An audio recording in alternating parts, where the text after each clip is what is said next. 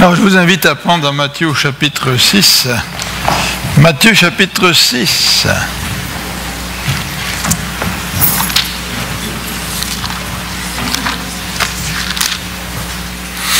On arrive à la fin de la prière de notre Père, Matthieu chapitre 6.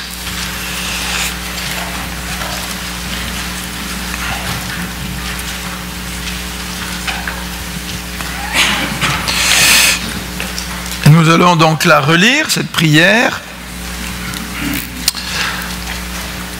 Voici donc comment vous devez prier. Notre Père qui es aux cieux, au verset 9. Notre Père qui es aux cieux, que ton nom soit sanctifié, que ton règne vienne, que ta volonté soit faite sur la terre comme au ciel. Donne-nous aujourd'hui notre pain quotidien. Pardonne-nous nos offenses comme nous aussi, nous pardonnons à ceux qui nous ont offensés. Ne nous induis pas en tentation, mais délivre-nous du malin. Car c'est à toi qu'appartiennent dans tous les siècles le règne, la puissance et la gloire. Amen. On va prier ensemble.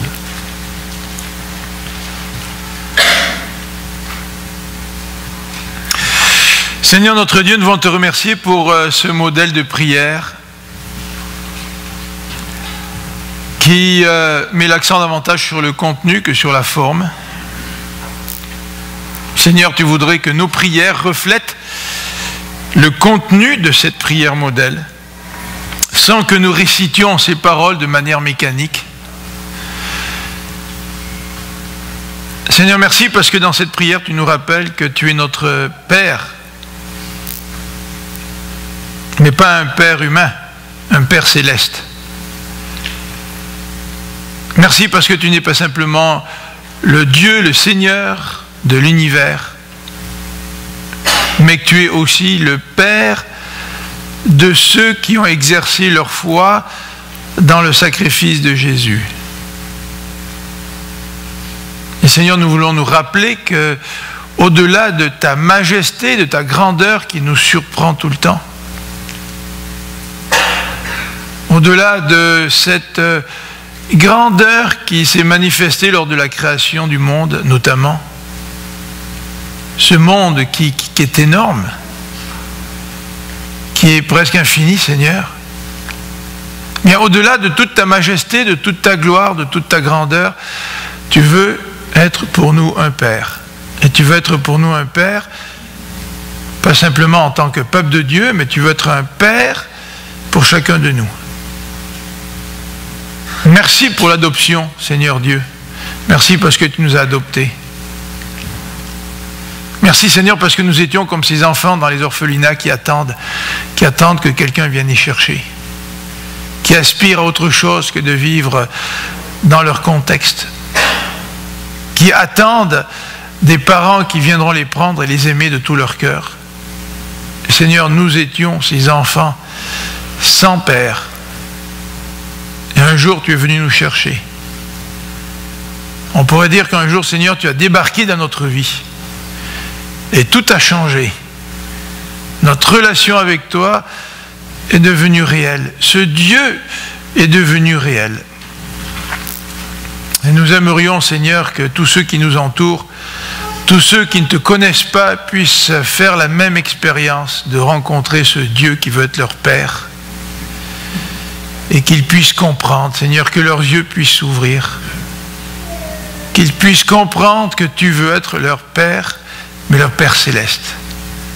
Un Père qui est près de nous, mais en même temps un Père que nous craignons, que nous respectons, parce qu'il est tellement grand. Donc notre Dieu, merci, merci, parce que nous pouvons faire cette prière et prier en commençant et en disant notre Père qui est aux cieux. Merci notre Dieu, parce que tu es notre Père. Ouvre notre cœur ce matin, ouvre nos yeux, pour que nous puissions comprendre ta parole, pour que nous puissions la mettre en pratique. Seigneur, parfois nous sommes, même si nous sommes tes enfants, sur certains points nous sommes aveuglés. Nous avons besoin que les l'écaille tombe de nos yeux pour pouvoir comprendre certaines vérités spirituelles en les vivant dans notre vie. Seigneur, que ta parole ne reste pas simplement lettre morte, mais que nous puissions la vivre dans notre vie. Nous comptons sur ta grâce, Seigneur, par ta grâce. touche notre cœur, nous t'en prions. Amen. Dimanche dernier, c'est Alexandre qui nous a fait sa belle présentation. Et je lui ai dit, il a tellement bien fait, il faudrait qu'il fasse ça dimanche prochain. Mais il m'a dit, non, pas tout le temps, là, tu sais. D'ici, les gens prennent tout le temps l'habitude de ce qui est bon, après ils apprécieront plus, tu sais. Alors j'ai dit, ok, d'accord, là, tu sais. Disons que Alex, tu sais que j'en mets toujours un peu, là. Mais c'est vrai que c'était une bonne prédication. Donc, il y a 2 semaines, nous avons regardé la première partie de ce verset. Ne nous induis pas en tentation. Nous avons parlé à tentation.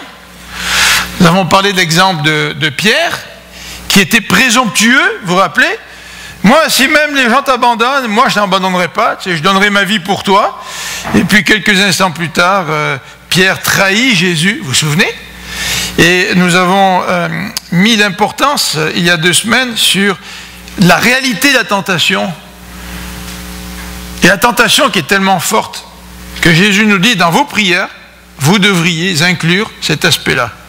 Ne nous conduis pas dans la tentation. Et trop souvent dans nos prières, nous prions pour toutes sortes de choses, mais nous oublions de prier pour que le Seigneur ne nous conduise pas dans la tentation. Et si nous oublions de prier pour cela, est-ce que ça signifie que nous sommes un peu comme Pierre, présomptueux, en pensant que tout va bien dans notre vie? Notre vie n'est pas si pire, nous ne sommes pas si pécheurs que ça. En fin de compte, on est arrivé dans la vie chrétienne. On n'a pas besoin, nous, de prier pour que le Seigneur ne nous induise pas en tentation. Mais Jésus en remet dans ce verset, en particulier dans la deuxième partie, et il nous dit « Mais délivre-nous du mal ». Ou, selon la version que j'ai devant moi, « Délivre-nous du malin ». Alors, cet aspect de la prière est aussi important, et c'est là-dessus que nous allons nous pencher ce matin. Délivre-nous du malin. Délivre-nous du malin. Alors, avant de parler du malin, j'aimerais faire un petit survol de notre présentation. Vous savez, dans les petits versets qui sont courts comme ça, c'est relativement facile de faire un plan de prédication. Il est question de délivrance, il est question du malin. Alors, on va parler du malin, c'est certain. Qui il est un petit peu ce malin? Est-ce qu'on devrait traduire par délivre-nous du mal ou délivre-nous du malin? On va regarder un petit peu ça. Et puis on va regarder la guerre que le malin a entrepris contre Dieu. Et nous sommes impliqués dans cette guerre-là. C'est une guerre. Et on est parfois assiégé par le malin. C'est pour ça que Jésus dit, ne nous induis pas en tentation, et par la tentation, mais il dit aussi, délivre-nous du malin. Parce que les êtres humains sont pris dans cette guerre, et le malin est tellement fort qu'il y a certaines situations dans notre vie, on est obligé de crier à Dieu, Seigneur, délivre-nous, tu sais. Délivre-nous. Un petit peu comme Isaïe, lorsque les Babyloniens sont arrivés, vous vous souvenez, qui ont lancé un défi au Dieu vivant. Puis Isaïe, dans le livre d'Isaïe, nous a dit que, et dans le livre des rois aussi, nous a dit que le roi est venu, et puis Ézéchiel, puis comment ça s'appelle? Ézéchias, pardon, et il est venu dans le temple, et puis il a lu la lettre, et puis il a dit à Dieu, il faut que tu nous délivres, là, tu sais. La délivrance est une réalité. Et nous allons donc parler de cette guerre, et évidemment, pour terminer, nous allons parler de la délivrance. Et j'espère que la délivrance, ça fait partie de notre vie chrétienne.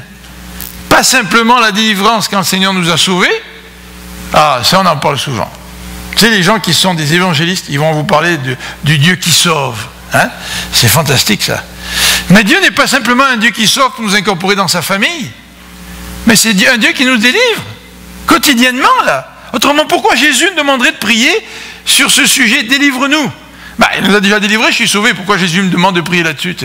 Mais Jésus connaît nos combats, il connaît la réalité de cette guerre, et il veut que nous aussi, nous puissions être à ce sujet à la même page que lui. Alors on va regarder ensemble tout d'abord la question du malin. Alors, de temps en temps, je mets entre parenthèses des petits mots en grec pour ceux d'entre nous qui sont aux études et qui font du grec, donc il faut les nourrir un petit peu, ces jeunes loups affamés, là, tu sais. Mais il y a le terme qui est employé ici dans le verset, c'est « délivre-nous du malin ». Et c'est le mot ponéros qui veut dire aussi méchant, mauvais. Et la question qu'on peut se poser, c'est pourquoi dans certaines Bibles on traduit par délivre-nous du mal ou délivre-nous du malin. Et si vous avez la note de John MacArthur ici, vous verrez que dans sa note, John MacArthur, et comme beaucoup de théologiens, privilégie la traduction « délivre-nous du malin ». Et on va voir un peu plus tard 2 ou 3 exemples où le malin, la même expression, est utilisée dans d'autres passages de Matthieu, puis là, on ne traduit pas par le mal, on traduit par malin. Alors, on va être conséquent avec Matthieu, on va traduire par malin, n'est-ce pas? Si Matthieu utilise cette expression, et cette expression se réfère spécifiquement à un être, à Satan, au diable, eh bien, dans les autres passages de Matthieu, Matthieu a certainement dans l'idée ici de parler d'une personne. Alors, et non pas de nous parler d'une force. Il y a des gens qui parlent de Satan ou du malin en faisant référence à une force. C'est, le mal, c'est une réalité. Oui, il y a un côté sombre, tu sais, mais les gens ne réalisent pas que Satan, c'est une personne, c'est un être réel, hein, qui est engagé dans un combat. C'est pas juste une force, le mal, tu sais. Et c'est donc un être réel dont il nous faut nous rappeler l'existence et prier dans nos prières pour que Dieu puisse nous délivrer du malin. Alors le malin, il est cité aussi dans d'autres passages de Matthieu, et je vous invite à regarder avec moi dans Matthieu au chapitre 13, donc vous n'avez pas tourné tellement loin. Dans Matthieu au chapitre 13, il est question de 2 paraboles au chapitre 13.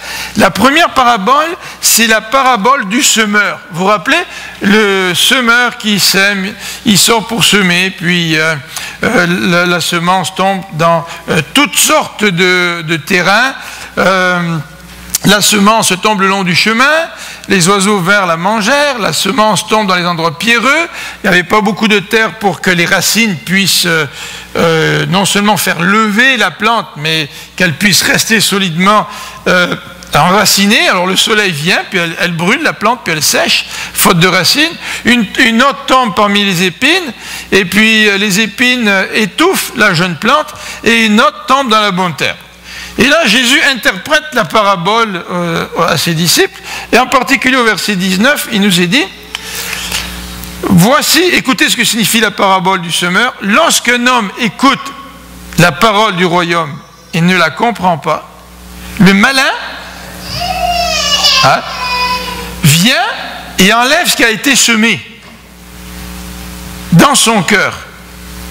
Et il dit, cet homme-là, c'est celui qui a reçu la semence le long du chemin. Alors le malin ici, ce n'est pas une force, ce n'est pas un côté sombre, c'est un être qui agit.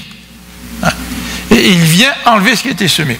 Dans le même chapitre de Matthieu, au chapitre 13, en particulier au verset 38 et 39, il est question là d'une autre parabole, de celle du blé et de l'ivraie. Et Jésus raconte cette parabole et ses disciples au verset 36 approchent de lui et disent « Explique-nous la parabole de l'ivraie dans le champ. » Il répondit, celui qui sème la bonne semence, c'est le Fils de l'homme. Le champ, c'est le monde. La bonne semence, ce sont les fils du royaume. L'ivraie, ce sont les fils du malin. Donc, le malin a des fils. Ce n'est pas juste une force, un côté sombre. Et l'ennemi qui a semé l'ivraie, c'est le diable. Vous voyez que là, ici, Matthieu identifie clairement le malin au diable. La moisson, c'est la fin du monde, et les moissonneurs, ce sont les anges. Or, comme on arrache l'ivraie et qu'on la jette au feu, il en sera de même à la fin du monde. Vous voyez, dans le terrain qui est le monde, on retrouve à la fois du blé et de l'ivraie. Et le Seigneur va faire un tri dans tout ça. Parfois, on n'arrive même pas à faire le tri. Ce serait trop compliqué d'essayer même de faire le tri. Mais le Seigneur va lui-même à la fin des temps faire le tri. Mais c'est l'ennemi, c'est le diable qui vient dans son effort de guerre. Il lutte contre le Fils de l'homme, il vient planter l'ivraie. Alors que Jésus, lui, veut annoncer la bonne parole, et lui, Satan, vient contre-attaquer. Il veut faire échec aux tentatives de Jésus. Alors, dans Matthieu 4, vous vous rappelez le fameux texte où Matthieu nous relate la tentation de Jésus.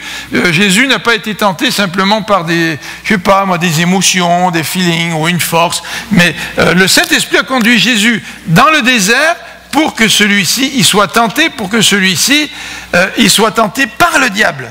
En quelque sorte, Jésus a été conduit par Dieu pour faire face au diable dans cette tentation-là. Alors, le diable, c'est donc plus qu'une influence, c'est un être réel. Et quand on parle du diable, j'aimerais vous rappeler 3 généralités. La première généralité, c'est qu'il y a un danger. Le danger, c'est de tomber soit dans un excès à gauche, soit dans un excès à droite. Et le premier excès, c'est de minimiser l'influence ou l'existence du diable. On n'en parle pratiquement plus. On ne parle plus du diable dans nos églises. On ne parle plus du combat contre le malin. Bon, on n'est pas dans l'église pour faire des prédications sur le diable. Ce n'est pas lui qui doit avoir tout le centre. Hein. Mais tout de même, le diable doit être reconnu comme il est, et il fait partie de ce combat. Nous sommes impliqués dans un combat, et Jésus nous dit, priez pour que Dieu puisse vous libérer du malin. Et si nous ne prions pas de cette manière-là, c'est peut-être parce que le malin nous a et on ne s'en rend pas compte. Et peut-être, vous savez, ce qu'on a besoin de notre vie chrétienne, c'est de faire un nettoyage de temps en temps. C'est-à-dire d'examiner notre vie, de prier pour que Dieu nous montre un peu plus l'état de notre cœur et qu'il nous dévoile ce qui ne va pas dans notre cœur pour que nous puissions venir à Dieu et dire « Seigneur, délivre-moi du malin ». Alors ça, c'est le premier danger, c'est de minimiser l'existence de Satan. Le deuxième danger, c'est de tellement mettre l'accent sur Satan qu'on ne voit que lui. Puis Satan, il est content quand on fait ça. Il y a des gens qui parlent toujours de Satan, ils ont toujours Satan à la bouche, là. Et puis, on est un peu mal à l'aise quand on est en présence de ces gens-là. Tout comme on est mal à l'aise quand on est en présence des gens qui nient pratiquement que Satan soit un être réel. Tu sais. Mais on est mal à l'aise quand des gens exagèrent et parlent toujours de Satan. Tu sais. Ils tombent en panne d'essence, puis c'est Satan qui a fait en sorte là, qu'ils aient oublié de remplir le réservoir d'essence. Tu sais. Puis ils sont persécutés tous les jours par Satan. Là, tu sais. Puis il y a des chrétiens qui spiritualisent tellement la vie chrétienne, là, on dirait que tout est la faute de Satan, et au point où ils n'assument même plus leur propre responsabilité. C'est vrai qu'il y a une guerre. C'est vrai que Jésus nous dit, priez pour que vous soyez libérés du malin. C'est vrai ça, il faut le faire. Mais de notre côté, dans notre vie, il n'y a pas que Satan. Moi je dis toujours, c'est sûr que Satan nous tente de différentes manières, mais je ne suis pas assez grand dans le royaume de Dieu pour que Satan vienne me tenter en personne. Satan n'est pas partout à la fois, tu sais. Il n'est pas partout à la fois. Peut-être que si j'étais un aussi grand prédicateur qu'Augustin ou Billy Graham ou je ne sais pas, que Satan se dise, lui, il va falloir que j'aille le cibler personnellement. Ou que je sois comme Job, là, c'est sûr que Satan nous influence, nous attaque. Il y a toutes sortes de façons. Vous savez, on vit dans un monde qui est dominé par Satan. Il nous influence par les pensées du monde. Il nous influence par la convoitise. Il nous influence par le péché qui est à l'intérieur de nous. Mais de dire que Satan personnellement vient me tenter, là j'ai un peu de difficulté. Vous comprenez là? Mais attention, la Bible dit quand même que si Satan ne vient pas personnellement me tenter, moi, je subis quand même son emprise. Et j'ai besoin d'être délivré du malin. Alors donc, il y a des extrêmes à éviter, bien sûr, en parlant de Satan. Et la prière de Jésus donc, nous rappelle que nous avons besoin d'être délivrés. Puis quand je dis nous, là, on a tous besoin d'être délivrés, là. Même si vous pensez que vous avez une vie bien correcte, là, puis que vous n'avez pas de problème, puis ça va bien dans votre vie, dans votre petit cocon, on a tous besoin d'être délivrés du malin. Et je suis certain là, qu'il a des prises dans chacun de nos vies. Puis le plus terrible, c'est que je suis certain que sur bien des influences que Satan a dans nos vies, nous ne nous en rendons même pas compte. Et ça, c'est terrible. C'est terrible parce que Satan nous maintient là dans un genre de statu quo qui nous empêche de grandir davantage pour l'œuvre du Seigneur, qui nous empêche de davantage le glorifier, davantage le servir, davantage être une lumière dans ce monde. Et nous, on continue notre vie tranquillement. Et ma prière, c'est que ce matin, nous puissions, à la suite de ce message, prier Dieu en disant, Seigneur, oui, délivre-moi du mal, du malin, délivre-moi-en. Seigneur, montre-moi dans ma vie là, ce que tu veux changer. Seigneur, le statu quo, j'en veux pas dans la vie chrétienne. Ce que je veux là, c'est une relation vivante avec toi, et toi, tu me fais grandir. Toi, tu m'amènes de victoire en victoire. Vous vous rappelez, dans 1 Jean, il parle des petits-enfants, des jeunes gens et des pères. Alors les gens, quand je suis le cours du grec, là, Sumbeck, dont Alexandre et puis d'autres, là, qu'est-ce qu'il dit des jeunes gens? Tu te rappelles, Alexandre?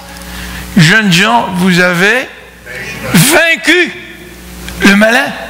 C'est que dans la vie chrétienne, c'est une vie de victoire, pas juste quand il nous sauve et qu'on expérimente la sortie d'Égypte, hein, selon l'image employée, c'est-à-dire qu'il nous sauve, mais c'est une vie de victoire au fur et à mesure qu'on avance dans la vie chrétienne. Et c'est la raison pour laquelle Jésus l'a incorporé dans la prière. Alors, l'esprit de la prière, qu'est-ce que Jésus veut dire? Jésus ne veut pas qu'on emploie une formule à chaque fois qu'on prie, « Délivre-nous du malin ». On a tellement l'habitude de la formule qu'elle ne veut plus rien dire. Non, non, Jésus veut qu'on soit conscient de cette guerre qui existe, et il veut que nous puissions sincèrement, dans nos prières, régulièrement, dire « Seigneur, délivre-moi. Délivre-moi du malin. » Que je ne subisse pas l'influence du malin, ou que je la subisse le moins possible. Seigneur, je suis tellement environné là, dans la société de philosophies, de manières de penser qui ne sont pas conformes à ta parole, Seigneur. C'est certain que dans mon esprit, là, je suis influencé, Seigneur. J'ai besoin que tu me délivres du malin. Renouvelle mon esprit, renouvelle mon intelligence, Seigneur. Donc, dans cette prière, Jésus nous parle du malin. Évidemment, quand il nous parle du malin, eh bien, nous pensons à la guerre qui existe entre Dieu et le diable. Et si vous vous rappelez, dans Ésaïe au chapitre 14, les versets 12 à 14, il est question de la description du roi. Et Ésaïe, en même temps, non seulement nous parle du roi, mais il écrit de telle sorte que le roi symbolise la personne même de Satan. Alors on va regarder au chapitre 12, au chapitre 14 d'Ésaïe, où il est question du roi de Babylone, et on va lire à partir du verset 12. Voilà ce que dit Ésaïe en parlant du roi de Babylone, mais ce verset 12 est cité, ou une référence est faite par Jésus dans Luc 10, verset 18. Vous vous rappelez, dans Luc 10, il envoie ses disciples en mission, là, 2 par 2. Puis quand ils reviennent, les disciples sont tellement excités qu'ils parlent à Jésus de tout ce qui est arrivé, puis Jésus dit « Je voyais Satan tomber du ciel ». Vous vous rappelez, là, dans Luc 10 ? Et Jésus fait certainement une allusion à Ésaïe 14, ici, verset 12, où il est dit « Te voilà tombé du ciel, astre brillant, fils de l'aurore, tu es abattu à terre, toi le vainqueur des nations, tu disais en ton cœur, je monterai au ciel, j'élèverai mon trône au-dessus des étoiles de Dieu, et je m'assiérai sur la montagne de l'assemblée à l'extrémité du septentrion, je monterai sur le sommet des nues, et je serai semblable au Très-Haut. » Alors nous savons dans la Bible que Satan a été créé pour servir Dieu, c'est ce que la Bible nous dit. Et Satan s'est rebellé contre Dieu avec une partie des anges, qui s'est rebellé contre Dieu. Et depuis cette rébellion, il y a une guerre, il y a un combat. Et suite à sa rébellion, Satan a été jeté hors de la présence de Dieu.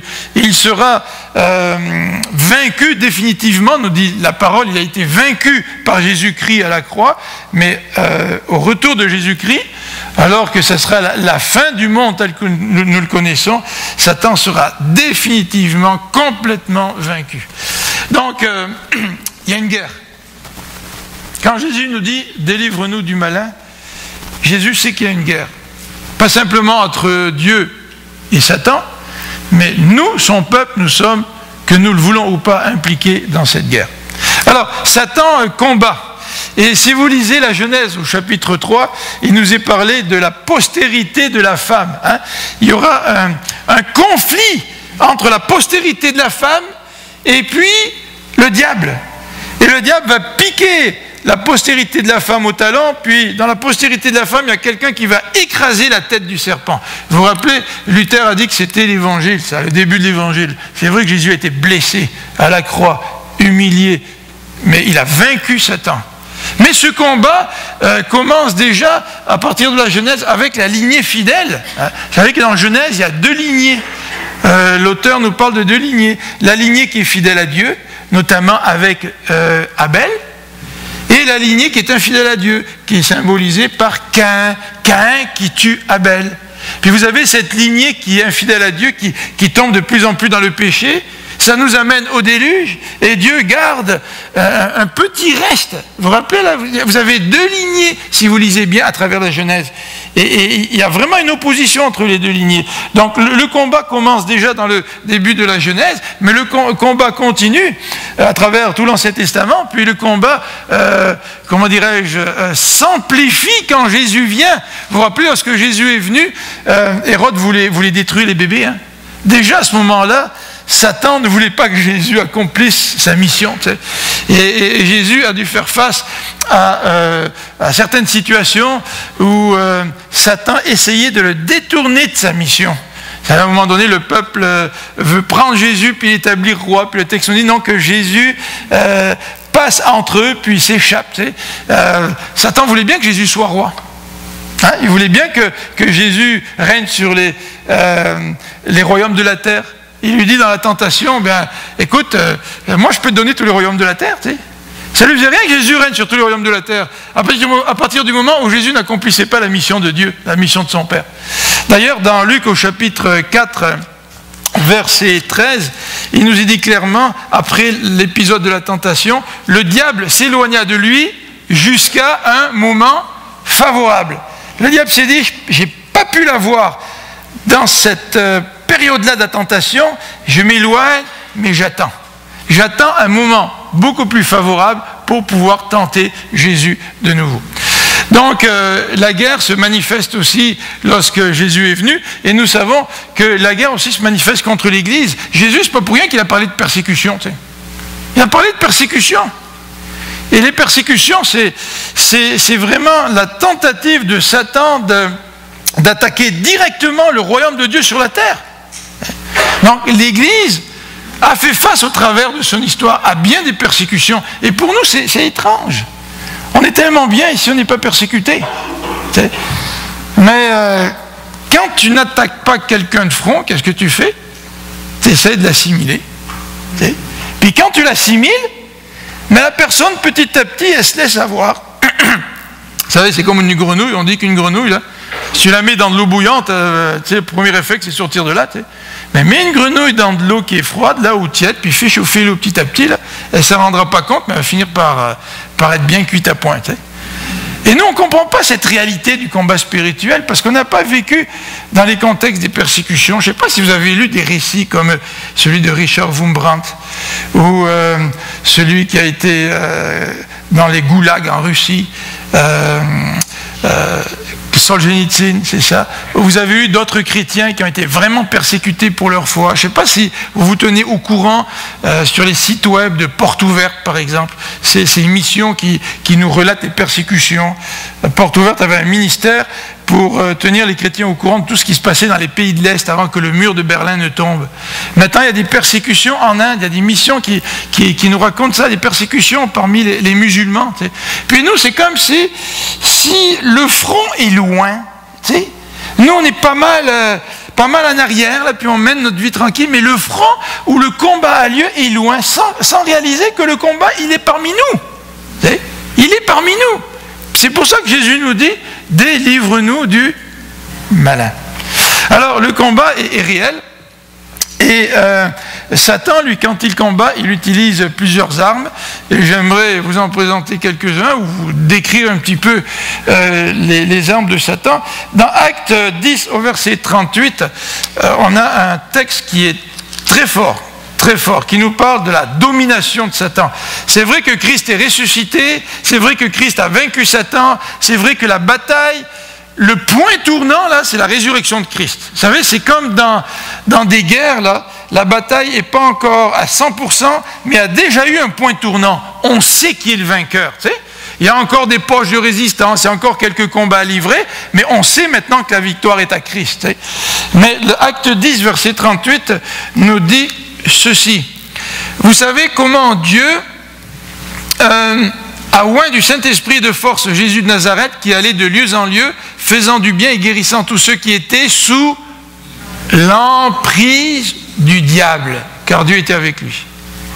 C'est clair pour le Nouveau Testament, là, tous ceux qui ne sont pas enfants de Dieu sont sous l'emprise du diable. Allez dire ça à nos contemporains.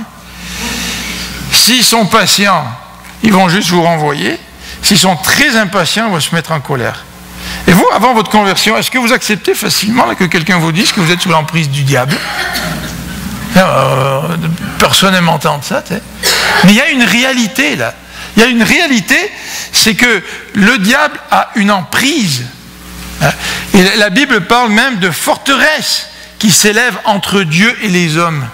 Des forteresses au niveau de la pensée, des forteresses dans l'éthique. Vous savez, quelqu'un qui a commencé à bâtir sa vie en faisant des choix contraires à Dieu, des choix qui touchent son couple, sa famille, etc., à un moment donné, quand on lui présente l'Évangile, c'est comme si tous ces choix-là devaient être remis en question.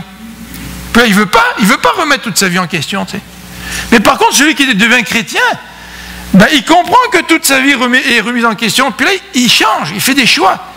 Il officialise certaines situations au niveau des relations. Tu sais, quand quelqu'un vit à côté, devient chrétien, ben, même si vous ne lui faites pas un sermon, là, il lit la Bible, à un moment donné, qu'est-ce qu'il comprend? Il comprend ce que la Bible dit sur le mariage. Il change des affaires. S'il vivait dans l'impureté, ben là, il se dit, ah, là, je deviens chrétien, là, il y a des valeurs qui changent. Tu sais. Mais pourquoi elles changent? C'est parce que Dieu nous prend et nous fait passer des ténèbres à la lumière. Il nous sort de l'emprise de Satan qui nous tenait là. Hein, le salut, c'est comme si Satan, il lâche, puis Christ nous prend. Et maintenant, nous appartenons à Christ. Nous ne sommes plus sous la domination du diable. Vous avez aussi cette même idée qui se trouve dans 2 Timothée 2,26, qui est un texte très intéressant que je vais lire avec vous. 2 Timothée 2,26, où il est dit ceci. 2 Timothée 2,26. Alors, le serviteur de Dieu doit redresser avec douceur les adversaires dans l'espérance que Dieu leur donnera la repentance pour arriver à la connaissance de la vérité. Et que, revenus à leur bon sens, ils se dégageront des pièges du diable qui s'est emparé d'eux pour les soumettre à sa volonté. Alors là, il n'y a pas d'ambiguïté. Hein. Regardez, en 3 aspects, ils se dégageront des pièges. Satan s'est emparé d'eux pour qu'eux soient soumis à sa volonté. On a besoin d'être délivrés du malin. Nous avons, même si nous appartenons à Christ, besoin d'être délivrés du malin parce qu'il a encore de l'influence. Et il a de l'influence, ce malin-là, parce qu'il nous tente. Et la tentation, nous en avons parlé il y a 2 semaines, la tentation est présente dans notre vie. Tu sais. Mais si nous sommes purs, dit Jésus dans le Sermon sur la montagne, heureux les purs car ils verront Dieu. Et si je ne vois pas Dieu dans ma vie, c'est peut-être que je ne suis pas assez pur. Et plus je m'approche de Dieu, Jacques nous dit là, approche-toi de Dieu, là, purifie-toi. Et Dieu va s'approcher de toi. Et pour m'approcher de Dieu et me purifier, il faut que je prie, Seigneur, délivre-moi du malin. Donc la tentation est réelle, nous en avons parlé, mais Satan est aussi connu comme étant l'accusateur. Dans Apocalypse 12:20, il nous est dit que continuellement, Satan accuse les élus de Dieu. Je ne comprends pas pourquoi lui, il ne comprend pas. Je ne comprends pas pourquoi Satan ne comprend pas que nous avons un avocat auprès du Père. C'est ça que dit la Bible, là. Imaginez-vous la cour céleste, là. Je ne sais pas, c'est du palais de justice, déjà impressionnant le palais de justice. Je suis déjà allé au palais de justice comme témoin ou pour accompagner quelqu'un. Vous savez, c'est impressionnant le palais de justice, là. Puis là, tu es dans la cour, là, il faut se lever, tout ça, puis tu sais que le juge a le pouvoir de changer la vie de quelqu'un, le juge. Mais là, imaginez-vous la cour céleste avec Dieu, puis Satan qui est là, puis qui accuse constamment les élus de Dieu, tu sais. Ben ouais, tu sais, Philippe, il a fait ça, puis il est serviteur de Dieu, puis il est chrétien depuis tant d'années, tu sais. Puis il vient m'accuser devant Dieu. Si le Seigneur et Jésus n'étaient pas là, tu sais. Si je n'étais pas couvert par le sang de Jésus, là. S'il n'avait pas un avocat qui est là devant Dieu, qui monte ses mains, qui monte ses pieds, qui monte son flanc percé, qui dise à Dieu, ben moi je suis mort pour lui. La colère que tu devrais manifester envers Philippe, là, regarde papa du ciel, là, tu l'as manifesté envers moi, donc tu n'as plus besoin d'être en colère contre les péchés de tes enfants. Mais Satan continuellement attaque les élus de Dieu. La Bible nous dit aussi que Satan, c'est l'adversaire. La traduction du mot Satan, ça veut dire adversaire. Hein. On peut l'appeler l'accusateur, l'adversaire, le malin. Et l'adversaire, c'est tout le temps celui qui va mettre opposition. Tout le temps. Vous savez, un adversaire au tennis, c'est celui qui veut t'empêcher de gagner parce que lui veut gagner. Puis on a un adversaire. Puis un adversaire, il veut tout le temps te mettre les bâtons dans les roues. Tout le temps. Parce qu'il veut gagner. Et c'est la raison pour laquelle Jésus nous dit « Délivre-nous du malin ». On va regarder maintenant la délivrance. Comment elle se fait cette délivrance? Quelques idées donc sur la délivrance. Je viens de le souligner depuis que j'ai commencé ce matin. Nous avons besoin de délivrance. Nous avons besoin de fuir la tentation. C'est vrai? Vous vous rappelez, on a parlé de Joseph qui a fui la tentation. Mais dans certaines situations de notre vie, nous ne pouvons pas fuir. Ça vous est déjà arrivé d'être dans une situation où vous vous sentez assiégé? Vous ne pouvez pas fuir. Je ne sais pas si ça vous est arrivé, ça. Vous savez, vous êtes un petit peu comme une ville, là, comme Jérusalem, là. Quand le roi de Babylone l'assiégeait, il n'y avait aucune possibilité de fuir. Alors, dans d'autres contextes, la tentation vient, je peux fuir. Puis le Seigneur me demande de fuir. Et si je ne fuis pas et que je tombe, c'est ma responsabilité. Mais dans certaines occasions, tu n'as aucune possibilité de secours, si ce n'est d'être délivré. Délivre-moi, Seigneur. C'est souvent la seule prière qu'on peut faire. Seigneur, délivre-moi, parce que par moi-même, j'ai aucune porte de secours. L'évangile, c'est le message de la délivrance. Ce n'est pas juste le message de la grâce de Dieu qui nous aime, mais c'est un message de délivrance. Et ce message de délivrance, pas juste la délivrance pour qu'on soit sauvé, pour qu'on ait une nouvelle vie, mais c'est la délivrance au quotidien.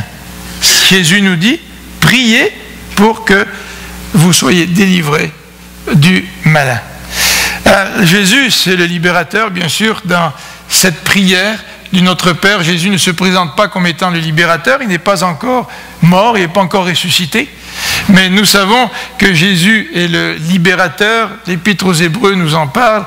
Et même lorsque Jésus a envoyé ses disciples deux par deux, et qu'à leur retour, Jésus leur dit, je voyais Satan tomber du ciel. Là.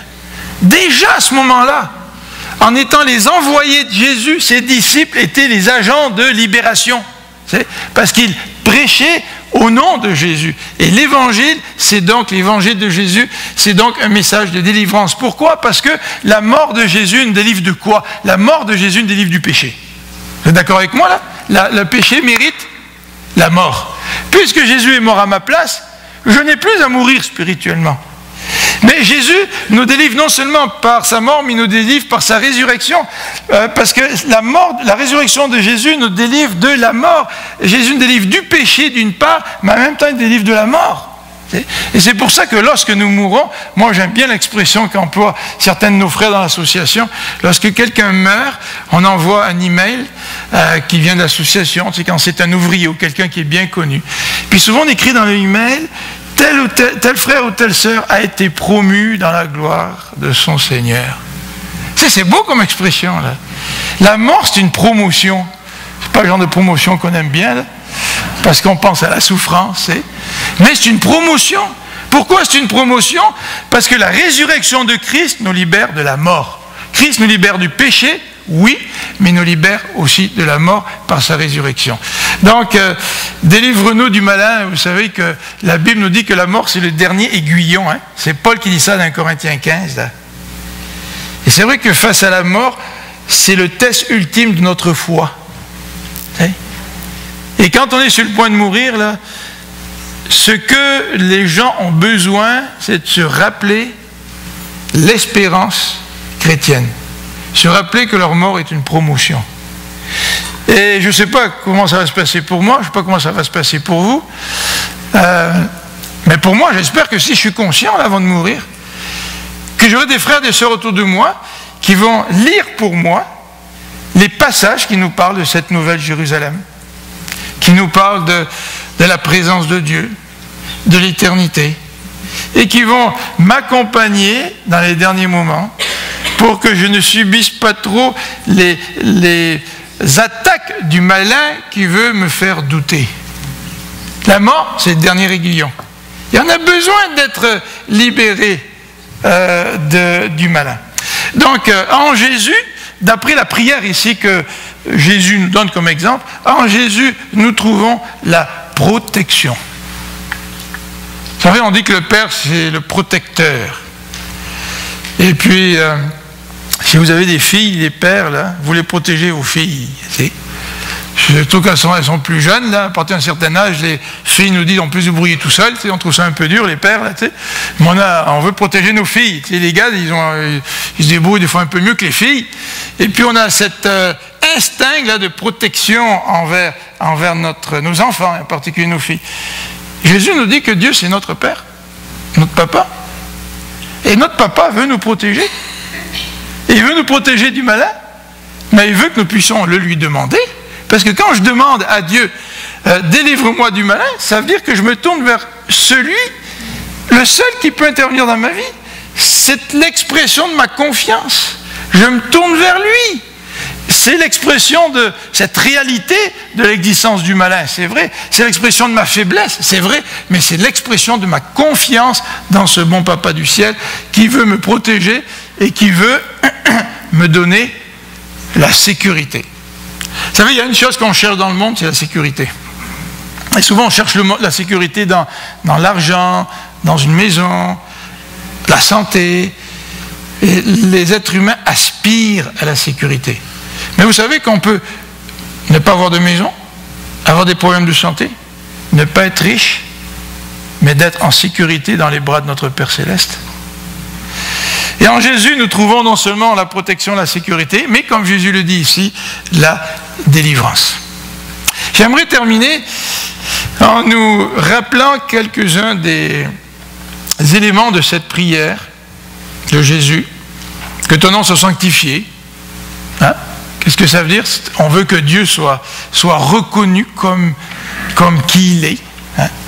On veut que le nom, c'est l'identité de la personne. On veut que le nom de Dieu soit proclamé. On veut que son règne vienne. Est-ce que nous avons à cœur le royaume de Dieu? Puis pas simplement le royaume de Dieu loin, loin, loin, là-bas, de l'autre côté du monde, mais le royaume de Dieu à Laval, le royaume de Dieu dans mon quartier. Est-ce que nous avons à cœur le royaume de Dieu? Est-ce que nous avons à cœur de proclamer son nom pour que son royaume puisse s'étendre et que de plus en plus de gens qui sont sous l'emprise de Satan puissent être libérés? Dans cette prière, il est dit aussi que ta volonté soit faite sur la terre comme au ciel. Est-ce que nous avons constamment ce désir que la volonté de Dieu s'accomplisse dans notre vie, dans la vie de notre Église, notre communauté, dans la vie dans ce monde? Est-ce que nous prions pour le pain quotidien, pas simplement le pain physique, mais le pain spirituel? Est-ce que nous avons toujours ce désir de pardonner? Est-ce que nous avons toujours cette conviction que nous sommes dans un combat face à la tentation et que nous avons besoin d'être délivrés? Est-ce que ces éléments-là reviennent régulièrement dans nos prières? Qu'en est-il de ce que nous croyons? Vous savez, on dit, dis-moi qui tu fréquentes et je te dirai qui tu es. On pourrait dire, laisse-moi écouter tes prières, puis je vais voir comment ça se passe dans ta vie spirituelle. Comment ça se passe dans notre vie spirituelle? Prions ensemble.